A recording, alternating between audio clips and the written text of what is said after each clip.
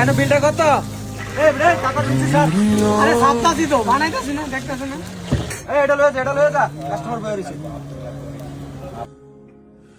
এই বেটা সস কি তো বাইতো না এনি এডি বেটা কম করে দে। কি রে রুচি জানা একটা বেশি ভাই জ্বালাইছি। কি হইছে?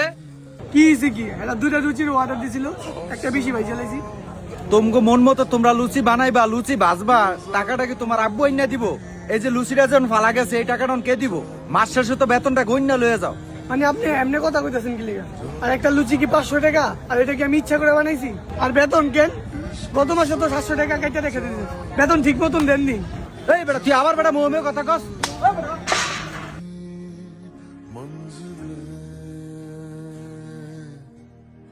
এই বেটা যাই রে ওটা আবার রুচিটা এনে হালাইছে। যত সব তিলিস মত লয়ে আইছে দোকানটার ভিতরে।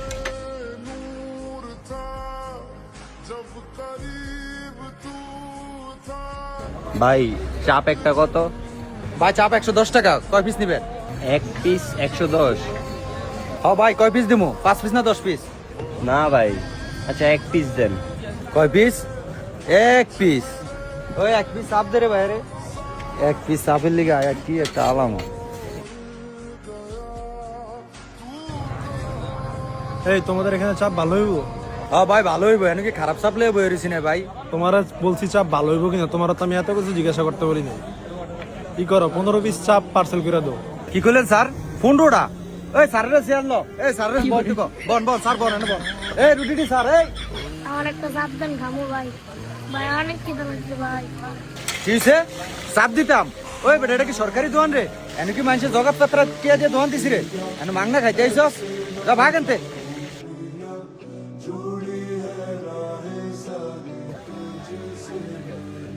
স্যার দাঁড়ান 2 মিনিট। এই যে হয়ে গেছে। কিও ভাই, আমি আগে কইলাম আপনি হেয়ারে দিতাছেন। ওই মিয়া আপনি একটা চাপ নিবেন মিয়া এত কথা কন কি লিগা খারিয়া তাই? ওই মিয়া আমি একটা নেই আর 10টা নেই, লাস্টের কি জুড়া মাল দিবেন আমারে? আমি টাকা দিয়া কিনতাছি না ভাই আপনি তো এনে দুনিয়ার একটা ফেসাল ফিরতেছেন। আমার কামের মাঝখান থেকে আনার লগে এটা কৈফত দিমুনে আমি। ভাই। আমি চাপ কিনুম না, আমার টাকা দিয়ে দেন।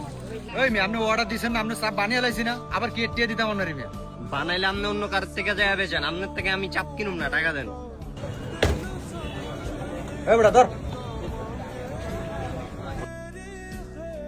মানুষটা একটু মানুষ মনে করেন। স্যার এই যে আপনার চাপ।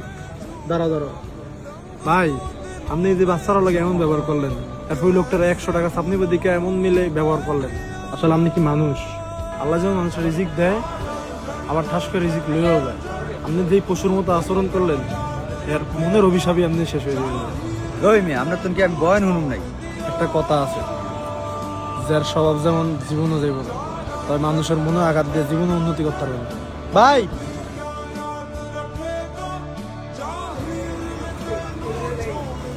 না ভাই, আমি কি ভিক্ষুক নাকি? না, আপনাকে আমি ফ্রি দিচ্ছি না, আপনি আমাকে 100 টাকা দিয়ে আমার থেকে কিনে নিবেন। না ভাই, উনার দোকানের চাপ, উনার যে পশুর মতো আচরণ উপর আল্লাহ দেখছে।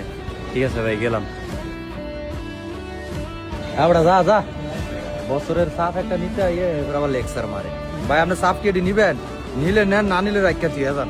হ্যাঁ ভাই, আমি তো চাপ নিমই, যেহেতু আমি অর্ডার দিয়েছি।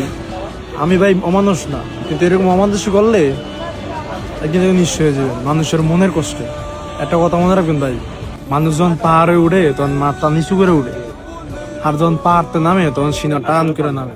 তো আপনি যখন মাথাটা নিচু করে চলবেন তখন মনে করবেন জীবন উপরে উঠতেছেন, আর যখন সিনা টান করে চলবেন মনে করবেন যে আপনার সময় ঘনিয়ে আইছে।